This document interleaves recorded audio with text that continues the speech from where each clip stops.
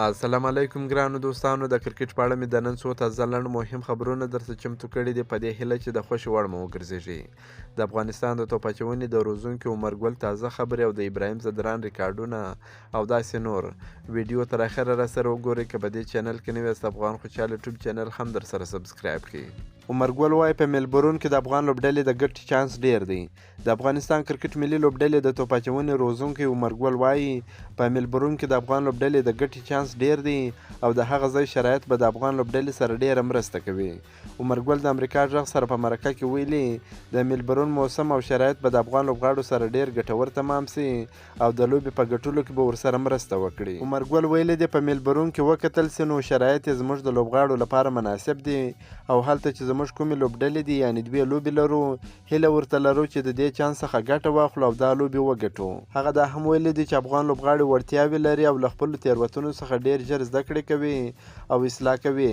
زه د روزونکي په حیث له دوی خوشحاله یم، هر څه چې ورته وایم همهغه ډول یې ترسره کوي. د یادولو وړ ده چې دا مهال افغان لوبډله د استرالیا په ملبورن ښار کې ده. د چهارشنبې په ورځ به هلته له نیوزیلینډ او د جمعې په ورځ به د هالنډ لوبډلې سره د لوبې ډګر ته کښته سي. هیره دې نه وي چې ملبورن د نړۍ تر ټولو لوی لوبغالی هم ګڼل کیږي چې تېره ورځ پکې پاکستان او هند هم لوبه وکړه. د پاکستان کرکټ ملي لوبډلې پخوانی لوبغاړی محمد حفیظ وایي د بابر اعظم لوبډلمشري د سپېڅلې غوا په څېر ده چې پرې نیوکې هم نه کیږي. دا پرله پسې درېیمه ستره لوبه ده چې موږ د بابر اعظم په لوبډلمشري کې نیمګړتیاوې وینو، مګر موږ دا اورېدلي دي چې هغه کله 32 کلنۍ ته ورسېږي هغه به زده کړې وکړي. لا خو اوس 28 کلن دی. بېبخته ساوت افریقا د زمبابوې د 80 منډو په جواب کې 50 منډې درلودې، خو د باران له امله بې پایلې شوه. دغه لوبه د ساوت افریقا راتلونکي او سیمې فاینل لپاره لوی تاوان وکړ. ام یې د ښه رن ریټ چانس له لاسه ورکړ. اصغر افغان وایي پرته له شکه چې افغانستان د نړۍ غوره ورو توپ اچوونکي لري، خو توپ وهونکي مبارزه نشي کولی.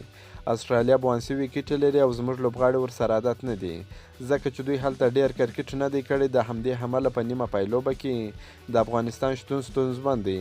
د هغه په وینا څومره چې اړین و افغان لوبغاړي هغسې تیاری ونه کړ، اوس ترې لوی هیلې هم نه لرو.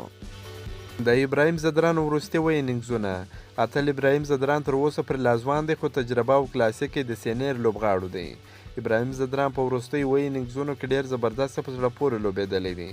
لومړی د بنګلادیش پر وړاندې 42 ناسوځېدلې منډې کړې دي، دویم د سریلانکا پر وړاندې 40 منډې کړې دي، دریم د پاکستان پر وړاندې 15 منډې کړې دي، څلورم د هند پر وړاندې 44 ناسوځېدلې منډې کړې دي، پنځم د بنګلادیش پر وړاندې 40 منډې کړې دي، شپږم د پاکستان پر وړاندې 15 منډې کړې دي، اووم د انګلند پر وړاندې 22 منډې کړې دي چې ډېر زبردسته لوبېدلی دي. که مو دا ویډیو خوښه سوې ویډیو در سره لایک کړئ، که په دې چینل کې نوي یاست د چینل هم در سره سبسکرایب کړئ، په فیسبوک کې پوپل نیوز در سره فالو کړئ. د نور تازه معلوماتو لپاره هم زموږ سره اوسئ. تر بلې ویډیو پر د الله پامان.